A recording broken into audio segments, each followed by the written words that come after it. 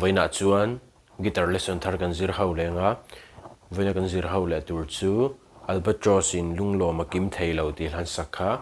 guitar Perhdan kan zir ho wang helai ke po third fret a karon vuanga C kan langa niama G sanga F minor A minor D minor E minor chuan a bridge a hian D diminished hi kan hmangang o hetai ko zung chalin third string first fret ko zung lain first string first fret ku zung te ma ku zung upo kan hmang theia chuan second string third fret kha kan hmet te lang o kha kan strumming a bridge a khan kan hmang zewang o chuan E hi kan hmang tel bokanga chuan E sus4 hi dule kan ti tel theia khami bridge ang lo la ya khan chuan E7 hi tel thei boka kha chu dule E chau po han kan tlang pop theio khami la ya kha chuan strum dan hi a verse b ka hinting kan strumming down down up down up down down down up ti khano down down up down up down down down up chuan a chorus a lu don a khan ke kan tiang o down down up down up down down down up ti khan G a khan valu zewa down down up mariakten chuan a chorus a khan tin kan strum le the mariakten down up down up down up down up down down up ti khan a chorus b ka chung kan strum theyo a verse vela kha chun down down up down up down down down up ke minam wonder wang khan a chorus kha chu a bridge a khan kati a verse a khan a chorus a kha chun dule kan tirang dewang maria hakten lunlo kan lunlo hello akamo arang da uleka hello hey chang se nang ne na leng du na chen lo na parthia kanua me tikhan ni mai o khabi strumming pattern pani mang khan alapum pui ju kan play chua kang o alan en karon play mil lenga uluk devin lo ngai thale don nia